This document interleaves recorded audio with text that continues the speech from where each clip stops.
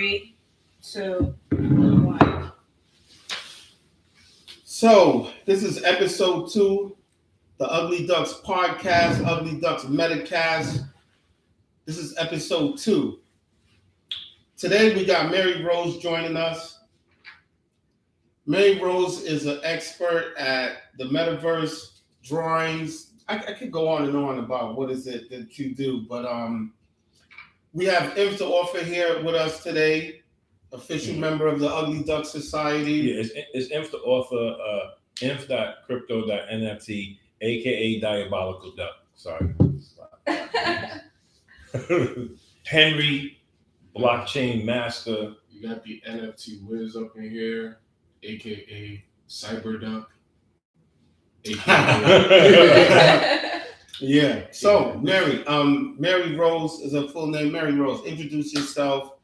Let them know how you became a part of the Ugly Duck Society, how you met, how you,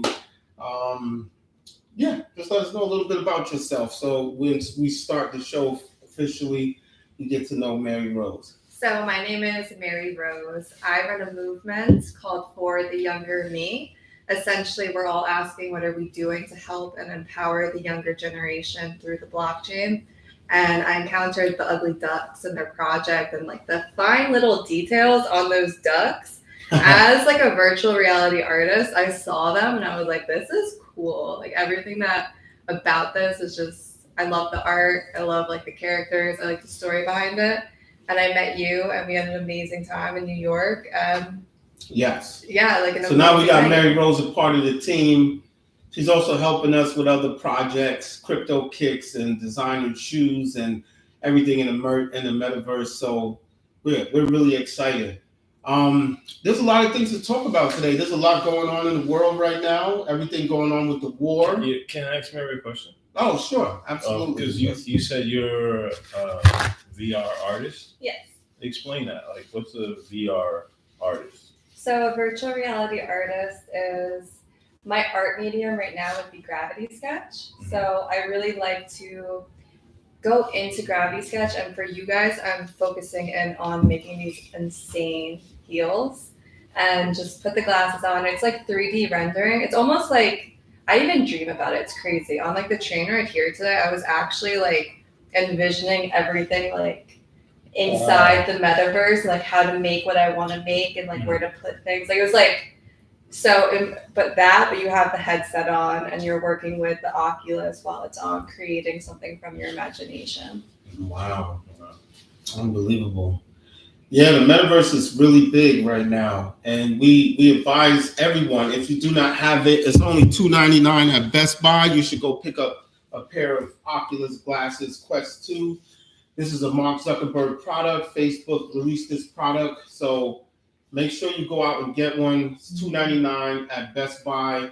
And yeah, tap into the metaverse and start exploring and building your own worlds and just, experiencing a lot of things, because that's where the world is headed. But, there's some bad things going on in the world right now. We need to get down to talking about this war that's going on with Russia and the Ukraine and how that's affecting the market. And, so, yeah, Inf, could you elaborate on that? Maybe what are your thoughts on it? Henry was just saying something like, didn't the Ukraine get like $30 million in donations? They got $30 million in donations in just the past week. In Bitcoin, right? Yeah, in Bitcoin, yeah. I think this war is going to be a crypto war, right? Because you see in Canada freezing up people's accounts, and then Russia is in heavy water with NATO and SWIFT, so they're shutting down all these Russian accounts. And it's in Ukraine, the movement of Bitcoin and people jumping on exchanges and buying crypto is accelerated. And that's mainly because of the war and all the conflict, because, when conflict happens, banks shut down your money. So just the decentralization of finance is going to get its biggest oomph from this war in particular, because one of the biggest solutions is Bitcoin. Y'all was just talking about how, Henry was saying how so many third world nations are going to be even more developed than the superpowers like Russia and America because of their Their Exposure. Their Yeah, lack the of exposure to infrastructure Yeah, they're- and the ease that they can easily adopt blockchain. Mhm. Yeah. And when they can do that, now the West is having so much turmoil with all of these, social political problems that they're not even paying attention to the growth of third world nations. So this is the time for third world nations to take advantage of this, the stigmatization that you guys aren't good enough, and use that to build everything up. And when the smoke clears, everybody's gonna be looking at each other eye to eye. No more looking down at each other. And I feel like that's what cryptocurrency brings. That's what decentralization. I don't understand though. What are they doing when you say they donated $30 million. Yeah.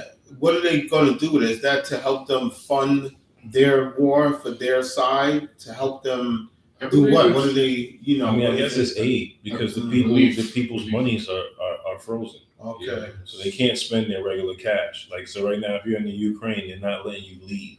Like they showed on the news how like black people who are there, Africans in particular, are like the last people to get on the bus. Like it's getting hectic out there. Like Right, I've seen that they were blocking people from getting on the train, and they're not letting them make withdrawals or deposits in the bank either. If you're a Ukrainian male below the age of 60, you are already enlisted into the army for 12 to 24 months, and you are not allowed to leave. So recently, Vitaly Klitschko and Vladimir Klitschko, the former world heavyweight champions in boxing, Vitaly is the mayor of Kiev, and his statement is, "I have no choice but to fight." He's a 49-year-old man. I know he's going to pick up arms. If you have seen some of the videos, it looks like hellfire. Right now.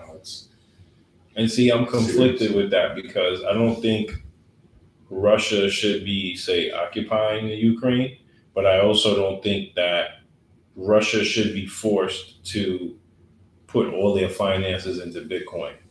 And that this lockdown of Russia's finances, like from the world banks and from SWIFT, is like, once they can do that to somebody, they can kind of like do it to anybody. It's almost like censorship. So that's a little kind of like caveat about the whole thing, You need to look at the main point.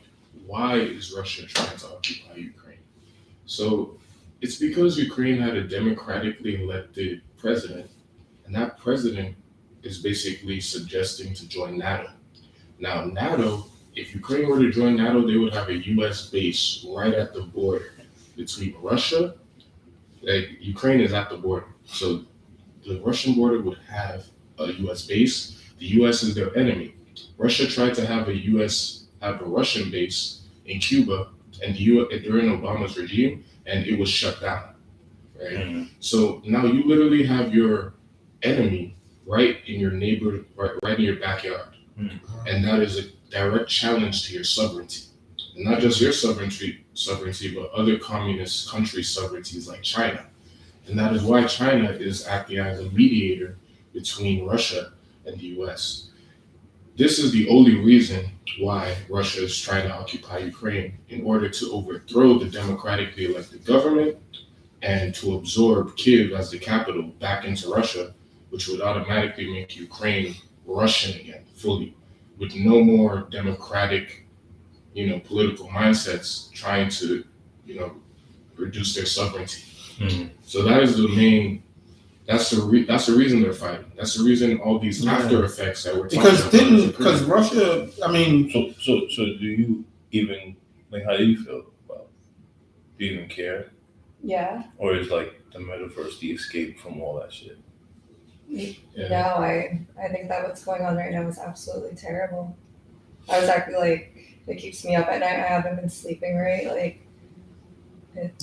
my whole movement. So for the younger me, it's for things like this. Like, we are a global movement, and for these kids, like, maybe they're stuck right now with like subway stations. They don't have access to things. So maybe if you're even able to give them the devices and like do art with them or some form of therapy to get them out of a war situation and educate them, because they're not going to school right now. They probably won't be going to school for a while. Yeah. So why not have like the world's best educators or the world's best artists in a position where we can interact with them one-on-one inside the metaverse? Like, we could use it as a tool for, it's not an escape at all. Like, if anything, I feel like the metaverse allows you more interactions and abilities to be present and understand the world differently, and also take the world for the world when you're in it. So you see it as a higher form of consciousness. I Or you know how no, there's you said Nirvana? that kind of perfectly. You know Nirvana in like Hindu cultures. So Nirvana and enlightenment, reaching the higher self. Yeah. And it's mainly reached through meditation. And when you're in the metaverse, you're literally in a still place and envisioning things. Yeah. But those visions are being supplied for you, and it's super close to your eyes. So meanwhile, you're in Nirvana, right? But you're getting eye damage too, right? Yeah, I mean, does Nirvana have to be connected to your physical state? And you saw Matrix. What if you lose yourself in the metaverse? You could lose yourself in a lot of things, though. Like, too much indulgent is too much indulgent. Correct. If anything, because it's so hard in your eyes, you want to take it off after a while. Yeah, you get sick too. You Yeah, get motion it's not fun sickness. after a while. Okay, I never really revealed it. This is my little paranoia with the metaverse video games, period, right? I call it, I don't know if this is the actual term, but like conditioned responses. Like when I watch certain films, when I see people fall, I feel it in my knees. Like certain things I can feel when I watch them, right? So when I see little kids, remember as a kid, you play a video game, you start doing like this, like literally about to hit your friend. Yeah. So sometimes I'm like, these things that connect with your body, like your synapses and your nervous system and all that, and you feel these artificial experiences, right? How do I know that somebody's not planting something, right? So what about like security in the metaverse? Like I don't want my mind to be hacked. Well, your mind's hacked through phones and other forms of social media and marketing right now. The colors that you wear, the colors you see on TV, marketing's really a mental hack. If you open your phone and you're on YouTube, or if you're on an app or Instagram, this is like part of the thing too. So I've done some humanitarian work with the opioid community. Mm-hmm. And one of the things that I made sure to do was be like, hey, let me give you my technology devices and let me see what's going on yours. On mine, I get art. I get that for one. A lot of art, NFTs, Bitcoin, crypto, master degrees. I get around the world on somebody else's phone like that. They get Narcan. They get where to get Narcan, like a $50 Arby's gift certificate. But a lot of it's like the hospitals and it's just it's more stress. I was looking at it and I was like, this is I get why you guys keep relapsing. I get it. I get why you guys feel like you need to keep going down this spiral into something. So you're already being mind hacked. It's already happening. It's just if you're aware of it happening. And then, so there's a saying that you could use technology or you could let technology use you. And you kind of as a tool. And you have to be aware and conscious when you're using it. So on the Oculus, sure, there are games and there's even 3D porn, same with Pornhub. There's all of that going on it. Don't watch 3D porn, y'all. You will get hooked. You will not be able to stop watching it. The troubadour. But so there is that world of it. If you want to partake in that world, that's your choice. Mm-hmm. But if you want to partake in the art world, like what I do, I like making things. I like educating people. I like helping people. I like the real life activities. I like doing scary things or adrenaline rushing things. I'm an adrenaline seeker. And understanding that hey, maybe I'm on this app for too long. Or hey, maybe I should call somebody. Hey, I'm missing social interaction. Why don't I go hang out with somebody tonight? But knowing your own limits and knowing yourself allows you to use these tools for what they are, which are tools. Self-awareness is very key. And I feel like that's the point you're trying to drive through. When you did just mention the adult content industry, not even going to 3D, just on normal 2D, videos. We notice our neuroplasticity is constantly being affected, and even our social interactions in day-to-day life, how they've over-sexualized blondes for over 100 years, starting from Marilyn Monroe down to Paris Hilton, and now we have even the over-sexualization of the black man, and then the specific stereotypes now put on us on every single form of media, that we're meant to act like this, not meant to act like this, and then constantly constraining, creating a restrictive social cultural impact. And now, we have like crypto and we have social tokens. And what are social tokens? That's what NFTs are right now. It's now a whole means of freedom of expression once again, because in the metaverse, you could be a goblin. Yeah. You can be whatever you want. The medium, as you were saying, is expressing to us a specific thing, but we can interact with that. That's what makes the difference. It gives you a room that's already there, and you can decide to sit in the room and be alone, or you can decide to create. So Interesting. Well, I heard getting freaky in the metaverse was a thing. That's what I heard them say. So that's that was crazy. interesting. You could get freaky in the metaverse if you want. That's crazy. Yeah, but like, I got another bugged out question, right? Because I heard y'all talking earlier. Don't mind me. I ate edibles today. So look, I heard y'all talking about coding. I'm interested in that. That sounds like it sounds like Japanese to me. Can y'all tell me, please, what y'all was talking about? Like, what was that conversation that y'all was having? We were just getting into it, like before the camera started rolling. Mm-hmm. So I was trying to explain. Okay, let's say you just wanted to start coding, because I'm self-taught. What's coding? Coding is literally using languages that the computer can understand in order to build applications. Okay. That's like my basic understanding of coding. Okay. Somebody else might see it different. So if you wanted to start on coding, you would want to go for the most basic programming languages, and that would be like HTML. What about Python? Python is good. Okay, now remember, people might not know what y'all talking about. HTML, is that the same HTML like when you type in a website? Yeah, And you type, it's just text. And text basically builds the backbone of your website. So it's just like talking about the human body. Oh, yeah. The deepest rudimentary structure is your skeleton.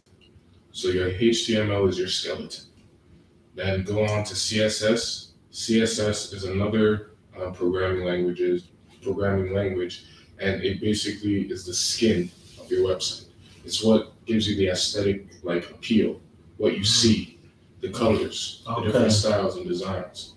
And then you have your base programming languages like JavaScript, Python, C++, and they give functionality to this vessel. Right. And those functions are like your organs. So if you press a button on the website, it does this specific thing. So you would have to just learn, okay, how, like once you have your HTML, CSS, and your JavaScript, you've made a base, functional, apparent, you can see website. so how does that relate to the blockchain? If you could build a website, what can you build? A coin? Can you make your own coin? The Can you make a smart contract? Like what? The blockchain uses its own programming language, which is called, for Ethereum, it's called Solidity. And when you look at other blockchains that are EVM compatible, so Ethereum virtual machine, that's like the network running the whole Ethereum blockchain. So there are like multiple blockchains like Binance Smart Chain, Avalanche, Luna, or like, I think it's called Terra, yeah, and Polygon. These all basically are run with EVM compatible chains. Then you have like Solana that's run on Rust, and Rust is similar to C++. Solidity that I mentioned before on Ethereum is similar to JavaScript. So hearing him say that, it makes me like feel to talk about what I want him to help me with my agenda. Well, not my agenda, but Ugly Duck's agenda, part of our utility, working with young people and teaching them about blockchain and teaching them about NFTs. That's nice. I like that. But Henry's a part of the Ugly Duck. So but what I see him doing too is also like, it's the future of, I don't know, it's the future of employment. It feels like right. Your kid will not be able to get a job in the year 2045 if he doesn't know basic coding 2030. Yeah. Because like Right. the coders are basically the shovel providers during the gold rush. You know, it's just Yeah. the building blocks behind like any society starts with builders. And now if we're going into a pure virtual like society, because now there's just too much infrastructure that there's like nowhere to like physically like put your feet without having to be tracked. And so the tracking is now the virtual aspect. If everyone's tracked, everybody has to be virtual. Mhm. Yep. And you see, even though I was saying that stuff about the metaverse, you know what I was thinking too? That your skill set, I paint a little bit, but like what you do, I don't do what you do. And I think like your skill set will be something that's needed in the future too.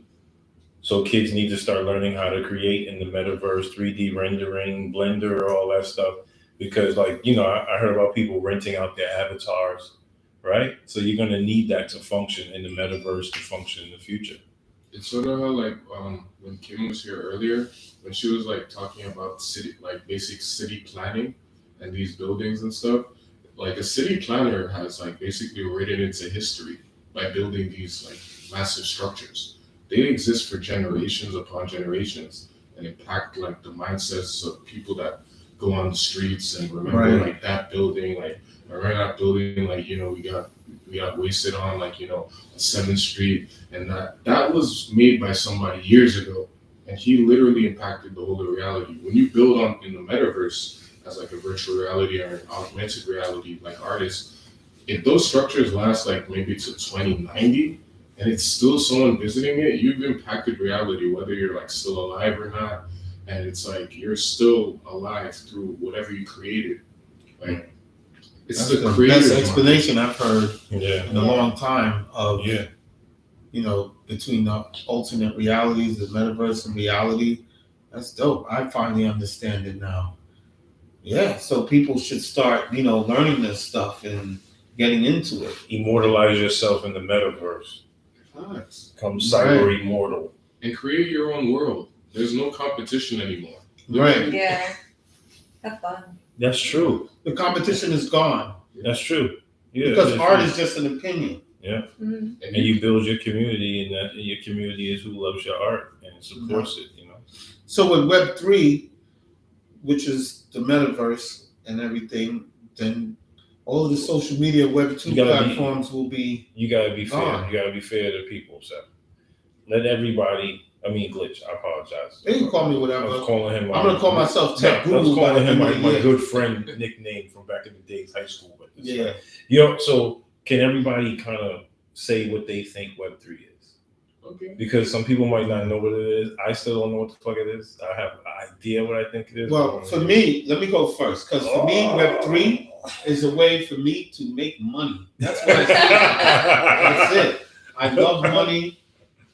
That's a way for me to make money. That's all I see it as. I don't see it as nothing else. Just a way for me to make money. I'm in it. I'm in it at the beginning of it. This is like Bitcoin when it was like 50 cents, $1. We're in it right now. So get into it now. You're still early. There's still more marketplaces and blockchains to be developed and more places where they're going to sell NFTs. The New York Stock Exchange is doing a whole trademark, right? Coinbase is coming out with theirs. That's going to be really big. 3 million people already signed up. They have 76 million people on Coinbase.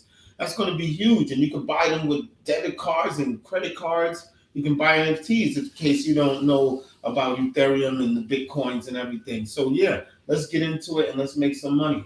But Mary, you can go. Web3. This is funny. So I was in Puerto Rico recently, and I was hanging out with my friend Granola, who's a coder, and he told me what Web3 is, and he made me repeat it to him like 10 times, so I wouldn't forget it, and I totally forgot it. He was like, it's like a solidity contract written on the blockchain. Does that sound right? Yeah, you get in there. All right, that's what Web3 is. And Web3 is, for me, a way to make money, a way to make a living, and a way to expand off of the internet. I feel like the internet is boring. Even when I like look something up, I'm like, this is boring to look at. Like I can't. It's not interactive. It's not engaging. It's just. I feel like somebody really old is talking to me on a screen. Wow. Yeah, but like with Web3, I feel like it's fun, it's upbeat, it's like more like something I'm interested in because I can engage with it and know that I know the people coding it. Like I know the people who are in part of developing it. It's like It's open source. I like knowing the people I'm interacting with and knowing that what their interests are, like what you guys' interests are, which is why I'm here too. Yeah. It's just something that I align with. Wow. And a Web3 allows you to align appropriately. Instead of being bombarded with marketing strategies and techniques to keep you in a bubble, you're able to be like, hey, I like this bubble, but I want to go in this bubble now. Mm-hmm. I like Great. That's another great explanation Yeah, because the reason why that's a great explanation is because it's in the beginning. She said she knows it. It's in the beginning. That's the most important thing. That's what y'all have to understand is that get into it now so you can be at the beginning of it. She knows it, so you can be ahead. So imagine 2 years from now, who she'll be, what we'll be doing. It's, so get into it now because down the line it's going to be very beneficial. Chief virtual magician. And if you can go those kind of titles. that's yes. Come on, I got a cool answer. I think so. I heard somebody say it. He said in the beginning you had like Yahoo and all that and dial up and everything. You had to log in, and then it came that social media, the whole social media boom, Instagram and all that stuff. And now what I see is like on MetaMask, you sign in directly from your wallet. Things are like less centralized. They're more decentralized. What I'd like to see is an actual decentralized social media platform like So.Me, but that shit collapsed, hint, hint. But, that's what I look at Web3 as. I also look at it as a way to make money. I do see everything like, I look at the whole crypto sector, like the .com boom in the 2000s, with less than like 10% of Americans were messing with it. It feels like the biggest gold rush ever, biggest transfer of wealth ever. And but just the decentralization of the internet. I look at Web3. I don't know the terms. I wish I knew the terms. The terms sound so cool. What did you say? The JavaScript written on a Solidity blockchain? Yeah. Is that how you say it? You said Solidity coded smart contract. Okay, that's what it is, right? Web3? Yeah, it's basically a Java. A Solidity coded. A smart contract. Java Solidity coded contract. He knows more than a Java Solidity coded contract. Yeah. That's why I keep Java looking at Solidity him. coded contract. Like, Java Solidity coded contract. I will take the lead. Okay, so to me, in simple terms, I just look at like what Web 1 was, Web 2 and Web 3. Web 1 was just text, non-interactive. Web 2 was text with the ability to sign in and click. So it became interactive. And Web 3 is now personalized clicking in a sense that you have a connect button. So we can directly connect with your personalized server without having to know your information. Interesting. Web 2, they had to know who you are, or they made it seem like they had to know who you are by taking and assimilating so much information, data. And now we see our internet is just like, it's saturated with just information that nobody can really access because it's too much. Right. But now with Web 3, everything's personalized because it's you behind the controls. Right. Yeah, behind the controls. It's personalized. It's like the Web 2 is the internet for everybody. The Web 3 is the internet for you. You as an individual. That's a great explanation. That's a great explanation. Yeah. Well, y'all coming to a close. We talked about the war. What about those T-150s that Russia they suck the air and it makes you disintegrate. You can't even breathe. That's what Putin launched over there in the Ukraine. Yeah, chemical. What the hell? Yeah, that is insane. That just lets me know that you need to put your cash Yes. into crypto. Because like what else can you do, right? Like there's nothing else that you could do. Like the world, you see where the world is heading. So you gotta get into decentralized finance where you could stake your own money. You know, you could take the power out of the bank's hands. You become your own bank. Yeah, before the banks take the power out of your hands. And that's another reason why you guys should sign up for Knight's Crypto Dow X. I'm telling you guys, if you go on Instagram, their name is spelled like Knights in Shining Armor. It's the Knights Bridge Dow. You guys need to log on, sign in. They have free information on their trading site, and they're a exchange that's two ways. So on the front end, you can KYC and trade your stocks and Forex and stuff like that. And on the back end, you can do your email and you can trade cryptos that you wouldn't necessarily have access to from where you're at. So Knights Dow, definitely got to shout them out. Stay decentralized. Inf the author, inf.crypto.nft. Ugly Ducks. Ugly Duck Society. Diabolical podcast, Duck. Mama Duck about to Metacast. drop the egg. We got a lot of fun here today. Shout out to Mary J. Mary Rose, yo. When I met her, I was like, yo, what's your name? She was like, Mary Rose. It's just Mary Rose. And I was like, yo, you an Mary artist? Rose. And that's how I knew. Yeah. That's my social media. My TikTok and Twitter are 4, the number 4, the younger me. And we're a global team right now, just trying to help the younger generation and share stories. And she became an ugly duck. Yeah, And and then also an ugly duck she's now. the prettiest ugly duck. Yes. Yes. So, all right, y'all, we signing off. We don't like to make our podcasts too long. So when you look, you see an hour. We're just doing 30, 28-minute skits. That's it. And we're out. Blockchain Everybody nerd. say peace. Blockchain nerd. See y'all next time. NFT in the verse. Yes.